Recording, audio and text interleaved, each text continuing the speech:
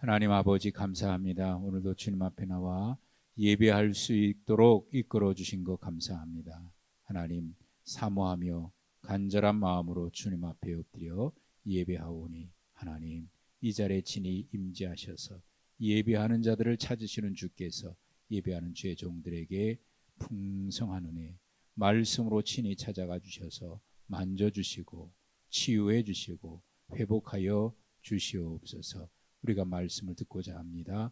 주의 종들에게 말씀하여 주시옵소서. 예수님의 이름으로 기도하옵나이다. 아멘.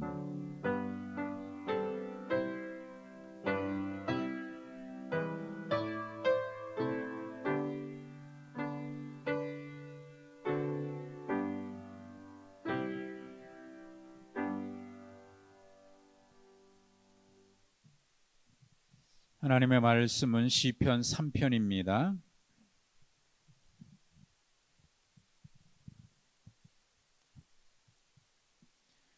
시편 3편 1절부터 8절 3편 전체입니다.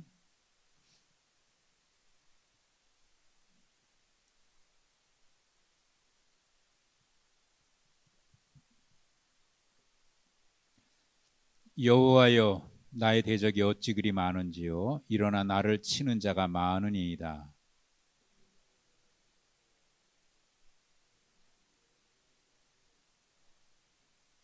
여호와여 주는 나의 방패시요 나의 영광이시요 나의 머리를 드시는 자이시니이다.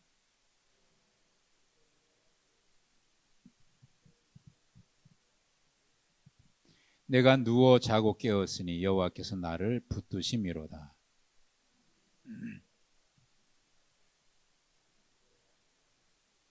여호와여 일어나소서 나의 하나님이여 나를 구원하소서. 주께서 나의 모든 원수의 뺨을 치시며 악인의 이를 꺾으셨나이다.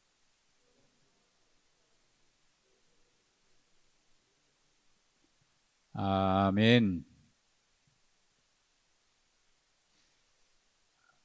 이 시는 아마 인간이 만나는 환난 가운데서 또 인간이 만나는 곤란한 일들 가운데서 가장 힘든 상황에 처해 있는 한 성도가 주님 앞에 고백했던 그런 시인 것 같아요. 다윗의 시라고 되어 있는데 여러분 1절 2절에 보면은 이 시인이 많다라고 하는 표현을 3번씩이나 쓰면서 얘기하는데 나의 대적이 많고 또 나를 치는 자가 많고 많은 사람이 나를 대적해서 조롱하면서 하는 말을 들어요. 이게 지금 이 시인은 정말 사람이 겪을 수 있는 고통 가운데 가장 밑바닥까지 내려간 거 아닐까. 여러분들이 이 시를 이 3편의 시를 같이 읽으시면서 여러분이 느낄 때 가장 이 시인이 다윗인데 다윗이라고 되어 있으니까 이 시인이 가장 힘든 게 어떤 거라고 생각이 됩니까? 지금 이 시인이 만나고 있는 상황 가운데 가장 힘든 게 어떤 걸 것 같아요? 여러분이 생각하실 때 어떤 게 힘들 것 같습니까? 대적이 많은 것도 힘든 거고요. 치는 자가 많으니까 힘들죠. 근데 그거는 살면서 많이 겪을 수 있는데 그것도 물론 힘든 일이지만은 성도에게 가장 힘든 거는 뭐냐면 그 2절에 있는 거예요. 너는 하나님께 구원을 받지 못한다 라고 하는 많은 대적들의 조롱입니다. 너는 하나님께 구원받지 못해. 그 얘기는 무슨 얘기냐면 너 하나님 앞에 버림받은 거야. 그런 얘기거든요. 하나님께서 너를 버리지 않았으면 이런 어려운 일이 생길 수 있겠냐. 그 1절에 있는 많은 대적이 있고요, 많은 치는 자가 있는데 그건 뭐 굉장히 힘든 일이지만 그런 어려운 일을 당하고 있는 데다가 대적들이 뭐라고 비난하고 조롱하냐면 너 하나님 앞에 버림받아서 이런 일 당하는 거야. 너 기도해봐야 하나님께서 너 응답 안 하실 것 같아. 하나님이 살아계시면 이러냐? 여러분, 이게 지금 이 시인이 그 겪는 어려운 뭐 대적도 있고 그걸 치는 자도 있지만 정말 견디기 어려운 거는요, 그런 걸 거예요. 너 하나님 앞에 구원받지 못한다. 구원받지 못했다. 버림받았다. 이런 조롱이죠. 이런 비난과 조롱을 당하면 얼마나 고통스럽겠어요. 근데 이제 이 시가 이런 어려운 일을 당한 게 다윗의 시인데 다윗이 이런 어려운 일을 당했을 때가 언제겠어요? 제목에 이미 달려 있습니다만은 그래서 이 시를 묶으면서 이게 다윗이 언제적에 이런 고백을 했을까? 그래서 제목을 붙여놓은 게 다윗에게 있어서 이런 어려움을 당할 때는 아마 압살롬 아들의 반란 때에 쫓겨가면서 당했던 그럴 때일 거다. 그래서 이제 그런 제목이 붙은 거거든요. 우리가 사무엘 상하를 우리가 공부 다 마쳤잖아요. 지난 1년 동안. 사무엘 하 15장에 특별히 이 장면이 나오는데 압살롬이 반란을 일으켜서 쫓겨갈 때 그를 비난하는 사람들 있잖아요. 그 비난하는 사람 중에 이렇게 비난하는 사람이 있었거든요. 너 하나님 앞에 버림받았다. 그러지 않았으면 아들이 반란해갖고 네가 그렇게 쫓겨나는 거야. 이게 참 얼마나 힘들었을까요? 얼마나 힘들었을까? 그러니까 이 사실 다른 대적에게 쫓김을 당하는 것도 힘든 일이긴 하는데 거기다가 아들이 그랬으니 이게 참 견디기 어려운 일이 거기다 대고 봐라 너 하나님 앞에 버림받았다. 성도에게 있어서 하나님께 버림받았다라고 하는 것은 정말 이거는 큰일 아닙니까? 뭐 상황이 버림받은 것 같이 사람들이 느낄 만큼 그렇게 지금 어려운 상황을 만난 거예요. 아들이 반란을 일으켜서 쫓겨가는. 이게 얼마나 힘들었을까요? 얼마나 힘들었을까요?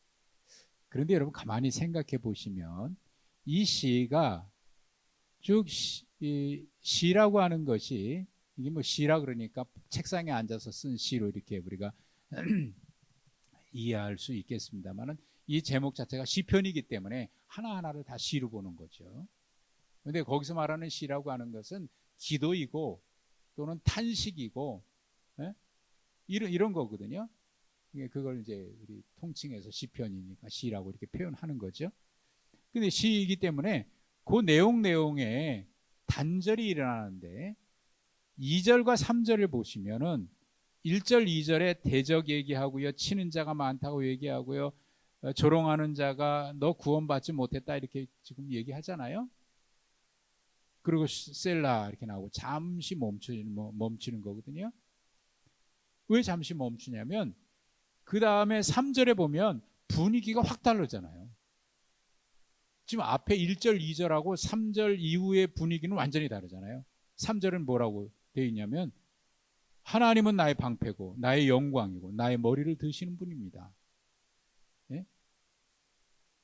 앞에는 대적, 비방하는 자, 원수 얘기하고 있고요. 조롱하잖아요. 하나님 앞에 버림받았다. 그게 얼마나 힘든 상황. 그런데 3절을 바로 가면 하나님은 나의 방패요. 하나님은 나의 영광이요. 하나님은 나의 머리를 들어주십니다. 그리고 내가 나의 목소리로 여호와께 부르짖으니 성산에서 응답하십니다. 이게 완전히 1절, 2절과 3절, 4절은 분위기 확 달라요. 그러면 2절과 3절 사이에는 이 시에 다 표현하지 못한 많은 사연이 담겨져 있는 거예요. 갑자기 무슨 뭡니까 이게 사람의 감정이 울었다가 갑자기 기뻐했다가 슬퍼했다가 이런 병을 뭐라 그러죠? 조울증이라 그러죠. 조울증. 조울증 환자처럼 말이죠. 좋았다가 갑자기 슬퍼했다가 슬퍼했다가 갑자기 좋았다가 이런 게 아니거든요. 그 사이에 조롱과 비난 이런 게 있었는데 하나님은 나의 방패고 영광이고 나의 머리를 들어주신다라고 고백하게 되면 그 사이에는 뭔가가 있는 거예요. 생략된 많은 눈물이 있었겠죠. 얼마나 아픔이 있었겠습니까? 몸부림치는 게 있었겠죠. 지난 사무엘하 15장 말씀을 볼 때 그때 이제 이 시를 잠깐 제가 인용한 기억이 나는데, 사무엘하 15장을 한번 찾아보시면은 이때 상황에 대한 기록이 자세하게 기록되어 있잖아요. 사무엘하 15장입니다.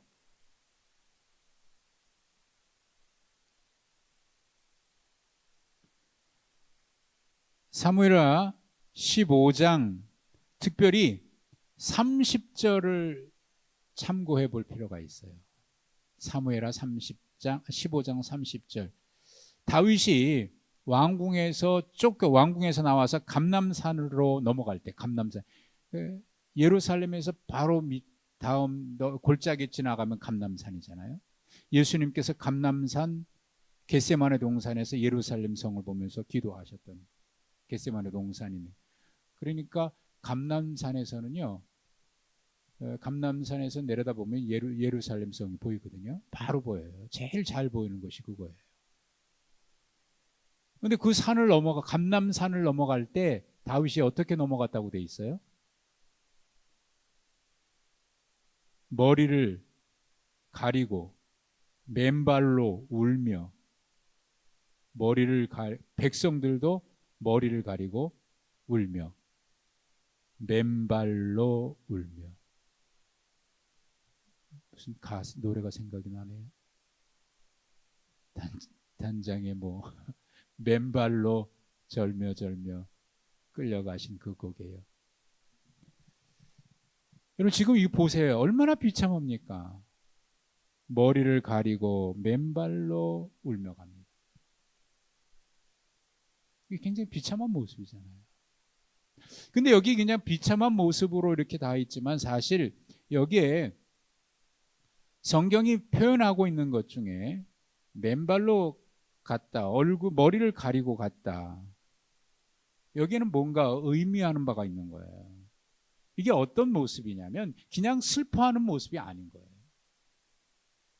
이건 그냥 슬퍼하는 모습이 아니라 하나님 앞에 참회 기도할 때 얼굴을 가리고 죄를 뒤집어 쓰고 신을 벗고 이런 모습이거든요. 그러니까 다윗이 압살롬의 반란으로 쫓겨갈 때에 이런 모습으로 갔다고 하는 것은 성경에서 뭔가 말씀하려고 하는 거예요. 우리가 그 당시에 이제 봤습니다만은 사무엘 말씀 봤는데 압살롬이 반란을 일으켰다는 이야기를 듣자마자 다윗이 한 일이 뭐예요? 그래? 그리고 군대를 조직하고 바로 진압하기 위해서 군대를 파견하고 그랬습니까? 그 얘기 듣자마자 그냥 가요. 피난 가거든요. 진압할 수 있는 군사력이 없는 게 아니에요. 힘이 없는 게 아니에요. 그런데 그 얘기 듣자마자 그냥 도망갑니다. 도망가면서 제사장이나 레위 사람들이 언약궤를 들고 오겠다 그러니까 언약궤 그렇게 하지 마라. 하나님께서 나로 하여금 다시 돌아올 기회를 주신다 그러면 내가 하나님 앞에 와서 예배해야지. 내가 어찌 내가 가는데 하나님의 언약궤를 짊어지고 내가 가는 곳에 끌고 가겠느냐 말이지. 이게 정확하게 대비되는 사람이 있는데 이제 엘리 제사장 아닙니까? 엘리 제사장은 자기 살기 위해서 언약궤 빨리 갖고 와라. 그거 끌고 가면 우리가 전쟁에서 이길 거다. 그리고 마치 하나님의 언약궤를 도구처럼 말이죠. 필요할 때 옮겨 다니고 하는 것처럼 그게 언약궤를 대하는 게 아니라 하나님을 대하는 태도거든요. 하나님을 대하는 태도가 그런 거예요. 사실 우리가 교회 안에서 뭐 이 강대상을 귀하게 여긴다는, 강대상이 자체가 귀해서 그런 게 아니잖아요. 이게 이제 하나님의 말씀이 여기서 선포되는 것이니까 그런 마음에서 이걸 귀하게 여기는 것이고, 교회의 모든 이런 것들이 다 귀하게 여기는 거지, 그렇지 않으면 이게 다른 데서 있는 거하고 뭐가 다를 게 뭐가 있어요? 똑같은 거지. 다만 예배를 위해서 쓰는 것이고, 하나님을 예배할 때에 필요한 기물들이니까 우리가 성물이라고 얘기하고 그걸 귀하게 여기는. 이거 이까짓 건 뭐야, 그냥 막 걷어참 그거 안 돼. 그건 그의 마음이 하나님 앞에 그렇다는 거 아닙니까? 그래서 하나님의 거를 우리가 아끼고 귀하게 여겨야 하는 이유는 바로 그런 거죠. 그게 하나님을 향한, 하나님을 대하는 태도하고, 그게 하나님은 아니지만, 이게 하나님은 아니고 이게 하나님은 아니지만, 그렇죠? 이게 하나님은 아니잖아요. 그러나 이것을 귀하게 하는 것은 우리가 하나님을 향해서 그런 마음 자세가 반영되는 거죠. 그러니까 엘리 제사장과 다윗은 정확하게 대비돼요. 다윗은 자기가 쫓겨나잖아요. 제사장들이 언약궤 가지고 가겠다고 그러는데, 그렇게 하지 말라고. 하나님이 나를 불쌍히 여기셔서 다시 돌아오게 하면 내가 하나님 앞에 가서 예배할 것이지. 그 말 속에는 내가 돌아오지 못해도, 이 길로 끝나서 내 인생이 끝난다고 하더라도 하나님의 언약궤를 내가 그렇게 할 수 없다는 거 아닙니까? 그러니까 그가 맨발로 울며 가는 그 마음 속에는 이것이 반영된 거예요. 제사장들도 오지 말고 거기 있으라는 거예요. 내가 필요하다고 하나님 왔다 갔다 하는 게 아니고, 내가 하나님 앞에 하고, 하나님께서 허락지 아니하시면 내가 여기서 끝나도 좋다는 거 아니에요.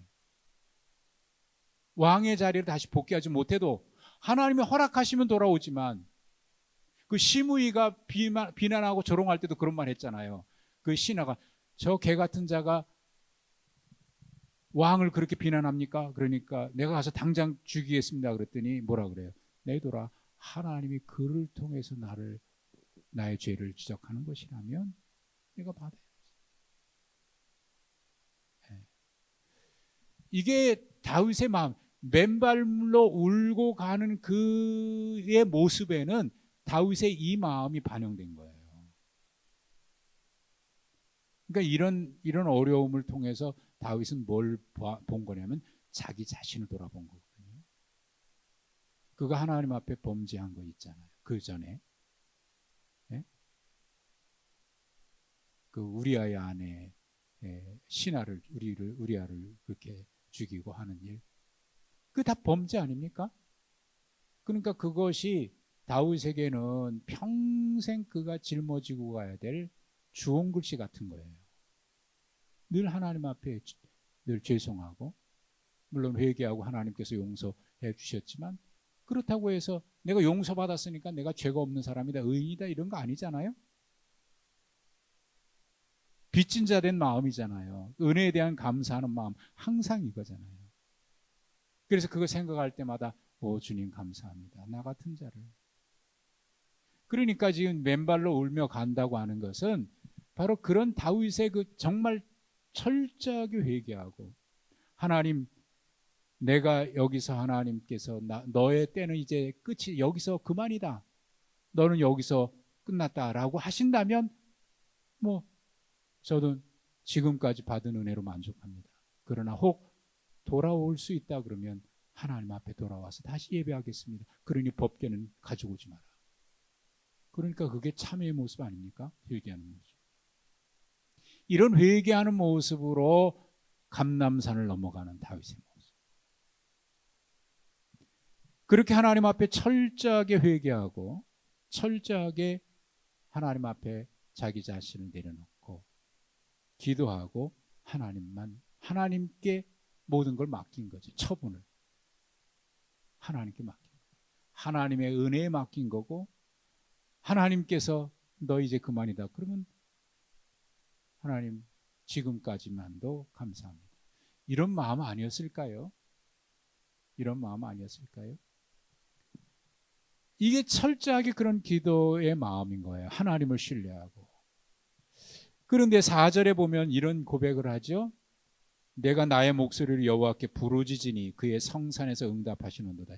여기 부르짖다, 그 다음에 하나님께서 응답하신다라고 하는 이 표현이 우리 성경에는 그게 잘 안 나타나 있습니다만, 부르짖다, 응답하시다, 이 단어가, 동사가 미완료 시제로 되어 있는데, 이 미완료 시제는 뭐냐면 하나님께서 과거에 이미 응답하셨어요.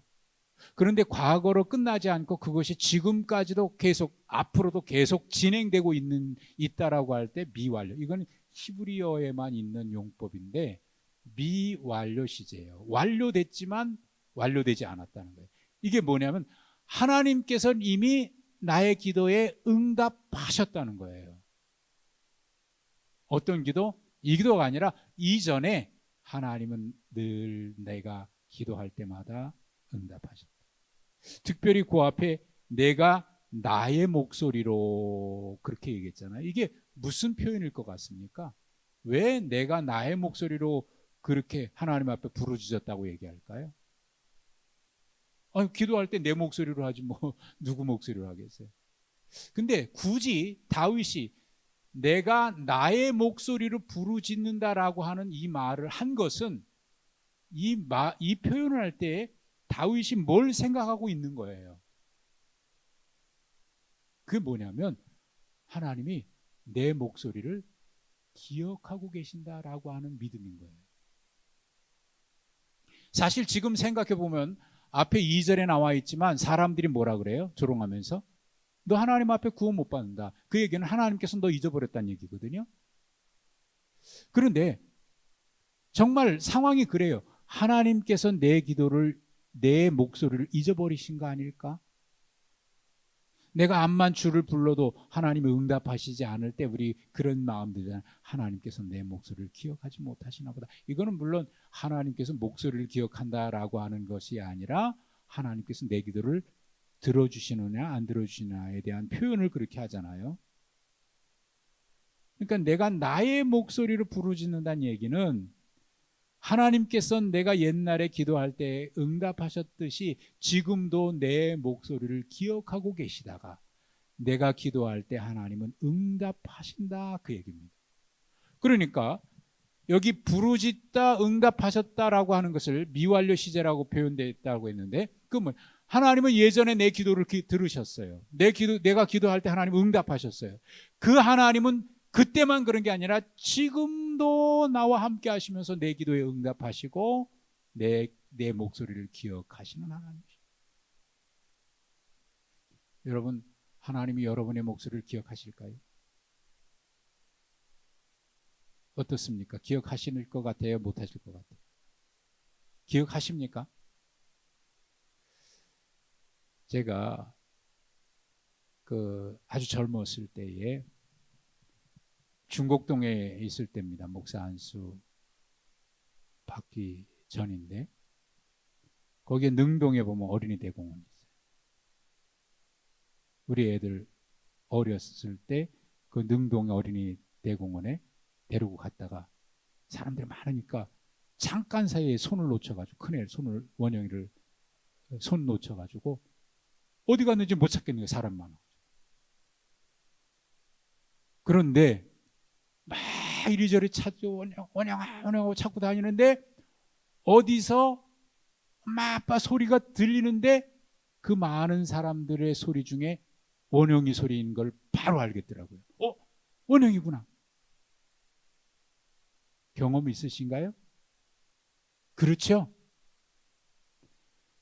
여러분, 하나님은 어떤 사람이 조롱하는 소리로 하나님이 이 지구촌에 얼마나 많은 사람, 몇십억, 지금까지 사는 사람들이 살아온 사람까지 하면 그 많은 사람이 목소리를 하나님이 어떻게 다 듣겠냐?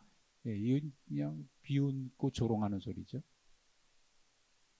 하나님은 우리의 목소리를 기억하고 계세요. 어떻게 전화 받잖아요. 요즘에는 전화 받으면 다 전화번호가 뜨니까 누군지 바로 알겠는데 어쩌다가 이제 전화번호가 바뀌었거나 그래서 안 뜨는 경우가 있어요.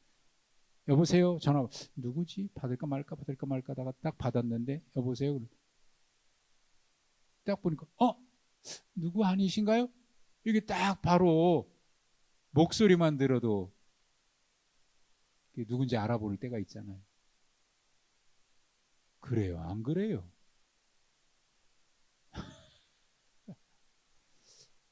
하나님은 우리의 목소리 하나, 우리 찬양 가운데 그런 거 있잖아요. 우리의 작은 신음에도 응답하죠. 다윗은 이 경험이 있어요. 그래서 그 경험으로 지금도 내 목소리를 기억하고 계신다. 그러니까 2절에 있는 것처럼 사람들이 비난하는 거죠. 너 하나님이 잊어버렸어. 하나님이 너 버리셨어. 내 목소리를 기억하지 못할 것 같은 그런 상황 속에서도 다윗은 울며 회개하며 통곡하며 그 산을 넘어가면서 하나님을 바라보면서 마음으로 입술로 고백했을 거예요.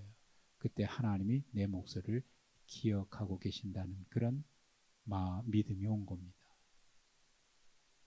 제가 믿음이라고 하는 것을 표현할 때 이제 여러 가지로 표현했는 것 중에 하나가 믿음은 은혜를 회상하는 능력이다라는 말을 자주 썼어요. 기억하십니까? 믿음은 은혜의 회상 능력이에요.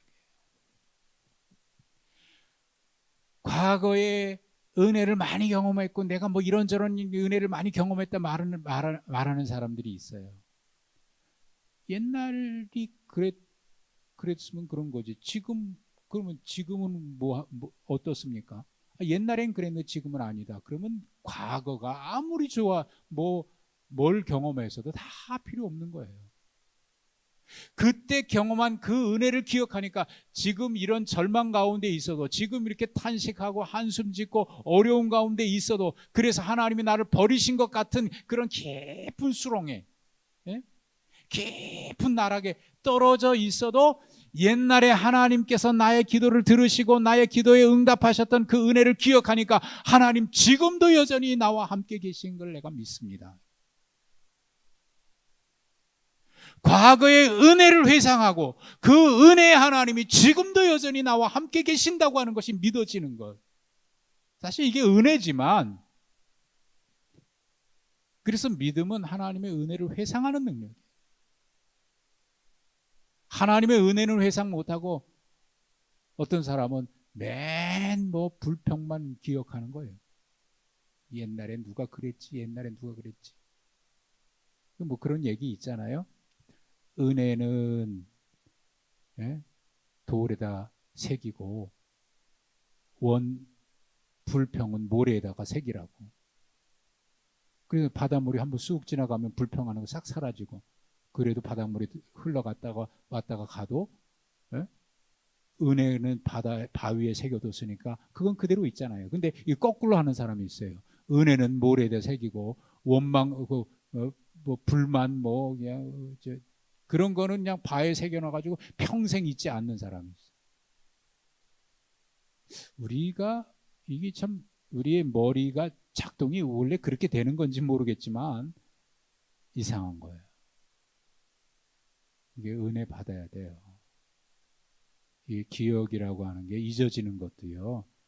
그게 잊어야지 그런다고 잊어지는 게 아니고, 어느 날 하나님께서 잊혀지게 하니까 그 평생 가슴앓이 하던 것도 어느 순간 싹 사라지고, 또 기억나는 은혜는 내가 머리로 기억해야지 하는 게 아니라 하나님이 그 내 머리 신비에 팍 새겨줘가지고 말이죠. 그 은혜가 새록새록 그 은혜가 회상이 된다니까요. 그러니까 어떤 일을 만나도 은혜가 회상돼야지. 그래서 그 은혜를, 이게 미완료 시제인 거예요. 과거의 은혜가 그때로 끝난 게 아닙니다. 과거에 응답받은 것이 그때로 끝난 게 아니에요. 그 하나님은 지금도 어제나 오늘이나 영원토록 동일하신 하나님이니까. 그래서 그 은혜가 회상이 되는 거예요. 그래서 그 은혜를 생각하니까 지금 힘들고 어려워도 하나님 감사합니다. 그때도 그러셨는데 지금도 여전히 함께 계시는 걸 믿습니다.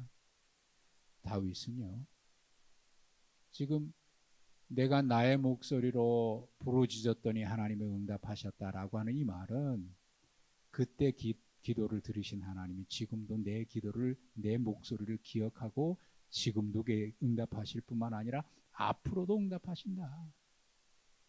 그러니 이런 믿음의 확신이 있으니까 비록 내가 여기서 쫓겨나서 다시 돌아오지 못하는 한이 있어도, 왕의 자리로 다시 복귀하지 못하는 한이 있어도 지금까지 받은 은혜로 만족하고 앞으로도 하나님께 맡기는 거예요. 맡길 수 있는 거예요.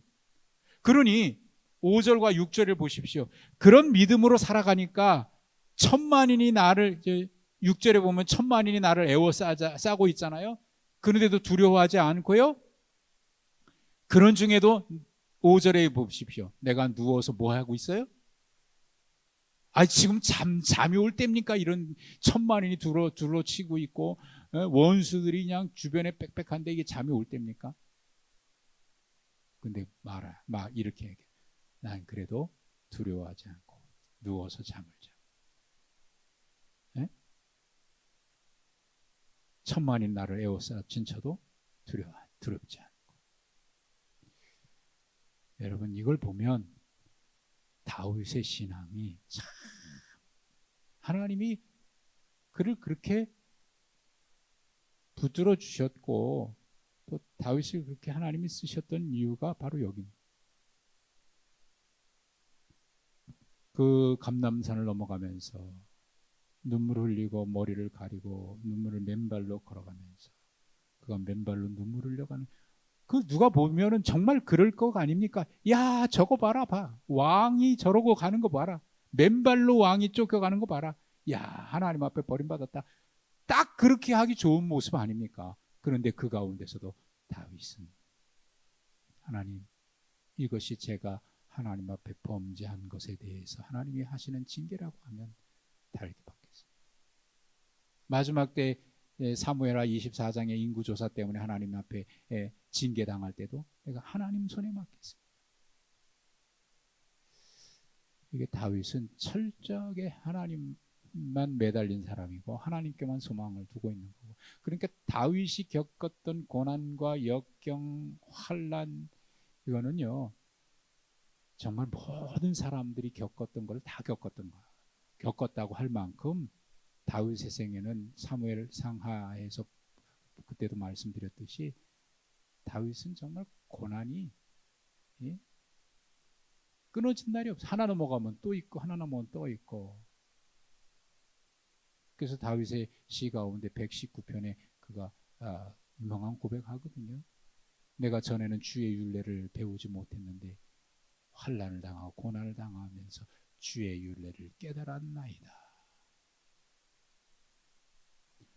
그러고 보면 고난과 역경 좋아하는 사람은 없는데요, 고난과 역경이 우리를 하나님 앞에 바로 서게 하더라고요.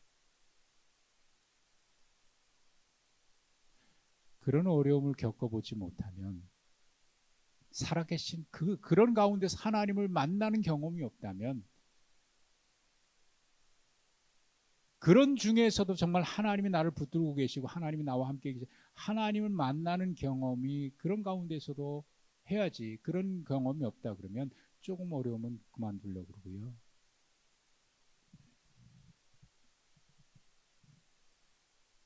뭐 죄송한 말씀입니다만은 제가 아는 목사님들 가운데 뭐 가정 배경이 있고 뭐 고생 안 해봐가지고 그런지 모르지만 조금 어려움이 있으면요, 에이 그만두지 뭐.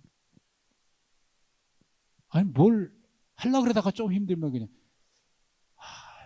목회를 하려고 그러는 건지 말려고 그러는 건지, 죄송한 표현인데 그런 사람들이 있어요. 그러니까 그러면 이게 교인들 중에 일반적인 사람들 중에도 그런 안타까운 거예요. 하나님 분명 계시는데, 하나님이 주시는 은혜가 있는데, 하나님이 분명 인도하시는데, 그런 하나님을 믿는다 그러면서 왜 하나님 앞에 구하지 않느냐 말이에요. 어떨 때는 답답해요. 아, 하나님이 지금 얼마나 기다리고 계실까?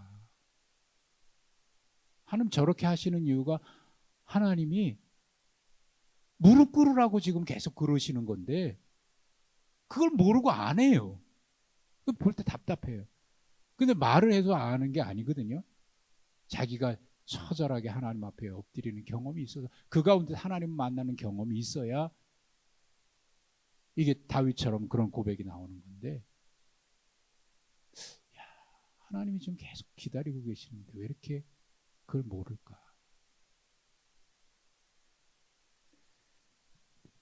다윗이 이런 정말 고난이라고 하는 고난, 인간이 경험하고 싶지 않은 모든 고난, 그리고 모든 사람이 겪었을 만한 많은 고난을 다윗만큼 당해본 사람이 없을 만큼 많은 고난을 겪었는데, 그렇기 때문에 그가 그 가운데서도 하나님의 은혜를 경험했던 이 다윗이 환난과 어려움과 역경 가운데 믿음의 사람들은 어떻게 살아야 되는지를 잘 알아요. 어떻게 살아야 하나님 앞에 서는지를 잘 알아요. 그래서 7절과 8절은 그런 고백을 하고 있는 겁니다. 7절, 8절을 한번 같이 읽어볼까요? 시작. 여호와여 일어나소서, 나의 하나님이여 나를 구원하여 주소서. 주께서 나의 모든 원수의 뺨을 치시며 악인의 일을 꺾으셨나이다. 구원은 여호와께 있사오니 주의 복을 주의 백성에게 내리소서. 다윗은 지금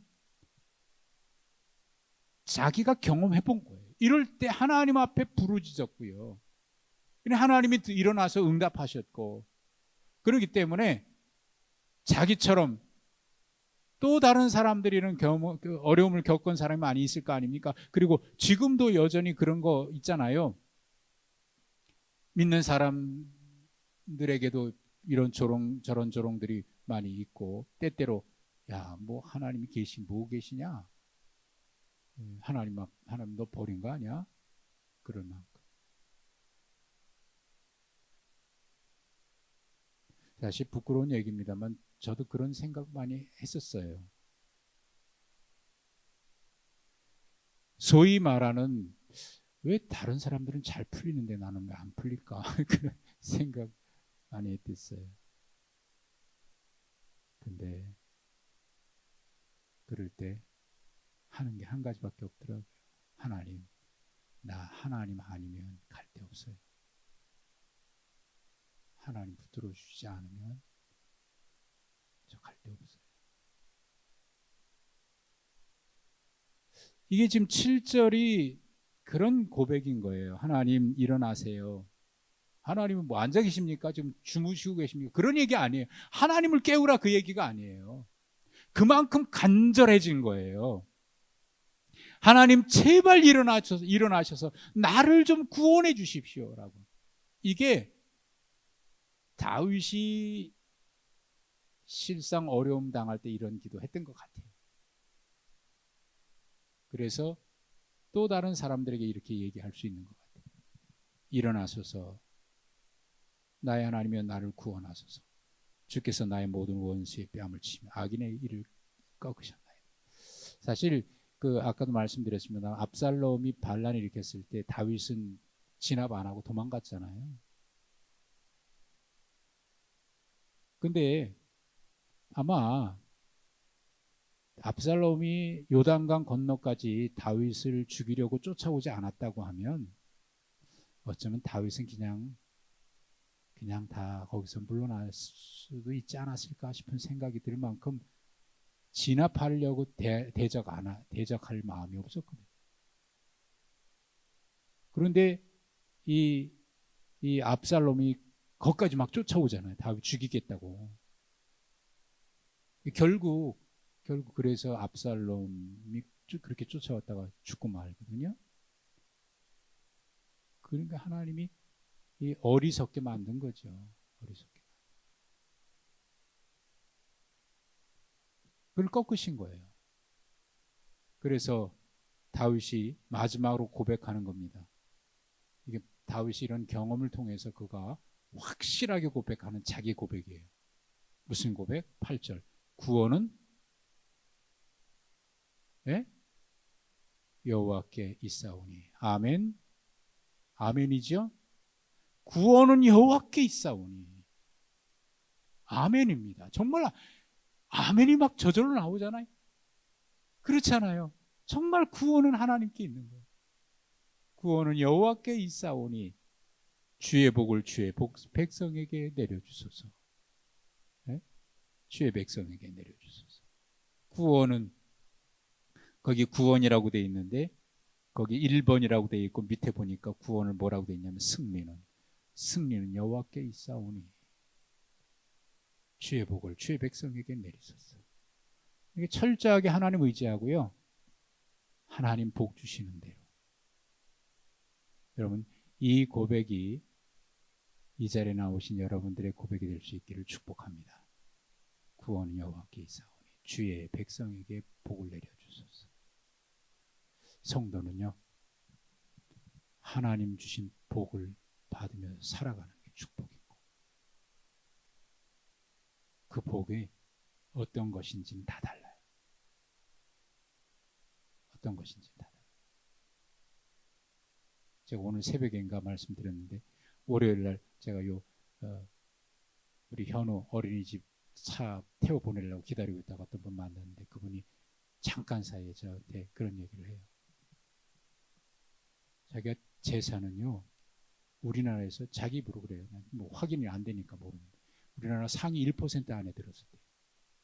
그 재벌 회장도 사업하다가 어려우면 자기한테 와서 좀 돈 빌려달라고 할 만큼. 그런데 어느 날 재산 다 날라갔대. 그러면서 지금 그분이 하는 얘기, 하나님이 그렇게 하지 않았으면 제가 하나님 지금 안 믿었을 거예요. 근데 지금 얼마나 편안한지 몰라요. 재산 하나도 없는데 얼마나 편안한지. 그분에게 옛날의 복은 재산이었는지 모르지만 지금 복은 뭐가 복입니까? 하나님 백성 된 거. 하나님 백성 된 거. 여러분 하나님의 백성이 하나님의 말씀대로 살고 하나님만 의지하고 살고 하나님만 신뢰하고 살아가는데 하나님께서 하나님의 백성에게 복을 주시지 않겠습니까? 주여 주의 백성에게 복을 내려주소서. 다윗은 철저히 경험했어요. 구원은 여호와께 있고 성도는 하나님의 은혜로 살고 복으로 살고. 여러분 이 고백이 다윗만의 고백이 아니라 저는 이 7절 8절은 다윗이 경험해 보면서 그가 자기와 같은 똑같은 어려움을 당하는 사람들에게 이렇게 했으면 좋겠다라고 자기 고백을 마치 그렇게 해주는 것처럼 그렇게 들려지는 거예요. 여러분 우리 하나님만 의지하면서 살아가는 그런 사람들을 하나님께서 결코 버리지 않으십니다. 하나님 붙들어 주십니다. 주여 주의 복을 주의 백성에게 내리소서. 여러분 이 은혜 가운데 함께 살아가는 우리 모두가 되시길 주님의 이름으로 축복하고 우리도 다윗처럼 그렇게 고백하는 우리의 삶이 되기를 축복합니다. 하나님 아버지 은혜와 사랑 감사합니다. 생각하면 생각할수록 모든 것이 은혜고 이전에 하나님 지금 이제와 영원토록 우리와 함께 계셔서 언제나 동일하게 우리를 붙들어 주시고 또 오늘도 은혜의 날개 아래로 품어주시니 감사합니다. 주여 절망 가운데 비난과 조롱 가운데서도 나의 구원은 오직 여호와께만 있어 주님만 의지하고 주님만 바라보오니 주여 주의 백성들에게 복을 내려 주시옵소서. 50주년 보리떡 비전헌금 김은신 권사님 드립니다. 하나님 앞에 드린 손길을 주께서 기억하시고 그에게 하늘의 복으로 충만하여 주시고 이전억 주 앞에 나온 사랑하는 모든 종들 일일이 기억하시며 그 가정과 모든 하는 일에 하나님의 의인의 자녀들에게 주신 약속이 언약이 그대로 이루어지는 복을 누리는 주의 종들이 되게 해 주옵소서. 예수님의 이름으로 기도하옵나이다. 아멘.